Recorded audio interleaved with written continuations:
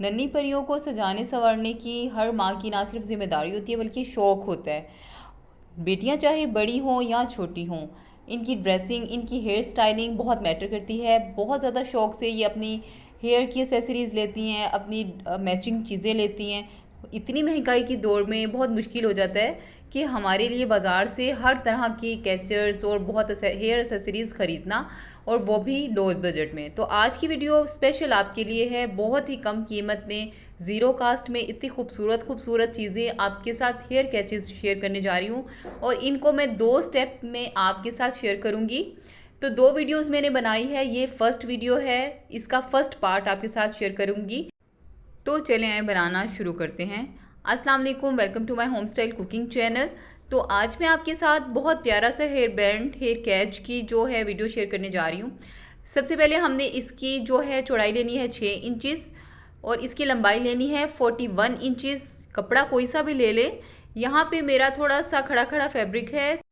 इसका बहुत ही खूबसूरत सा मैं आपके साथ एक हेयर कैच जो है वो शेयर करूंगी। आपने बस इसको फोल्ड करना है, डबल इसको एक तह लगा देनी है और एक सिलाई लगा देनी है। ठीक है, सिलाई लगाने के बाद हमने फॉक की मदद से इसको इजीली सीधा कर लेना है, क्योंकि ये इतना चौड़ा सा होता है ना कि ये इजीली सीधा हो जाता है। अब हमने सिलाई को दरमियान में कर देना है, और दोनों साइडों पे हमने निशान लगा लेने हैं खरिये की मदद से अपने हेयर कैच की चौड़ाई के मुताबिक। ठीक है, जितना आपका चौड़ा होगा ना कि हमने उसके अंदर से गुजारना आसान हो जाए।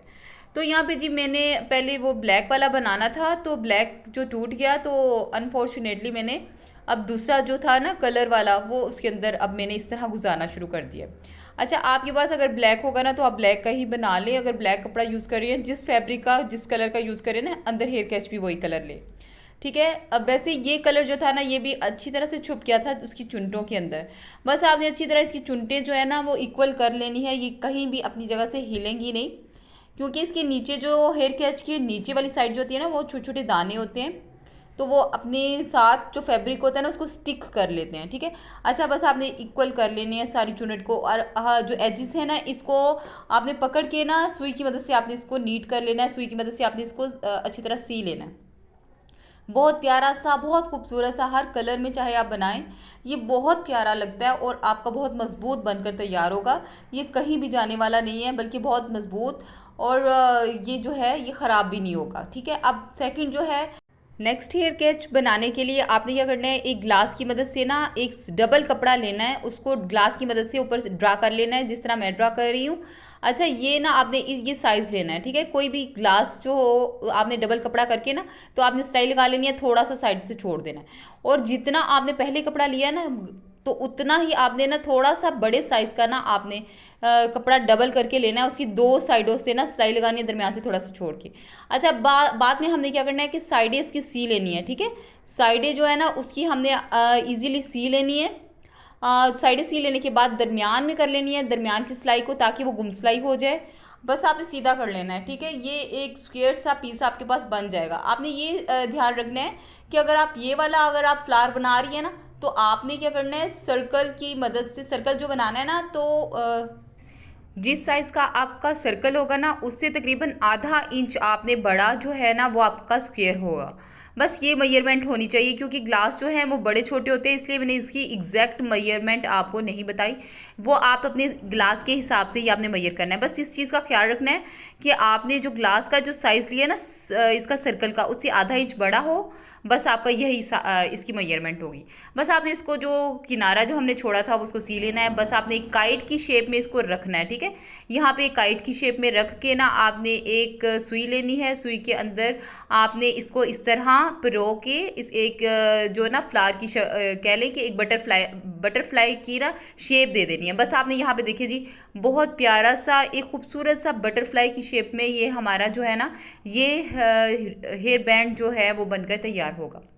अच्छा, ये ना मल्टीपर्पज़ होगा। आप चाहें तो बच्चियों के नाजुक नाजुक हाथ होते हैं, तो आप चाहें तो उनके हाथों पे भी ये पहना सकते हैं एज अ ब्रेसलेट। ये बहुत खूबसूरत सा बनता है, ऑर्गेनाइज ये जो ना हेयर बैंड जो है बहुत खूबसूरत बनता है। बस आपने इसकी जो दरमियान वाली साइड को नीट करने के लिए हमने एक बारीक सी स्ट्रिप सी बनाई है।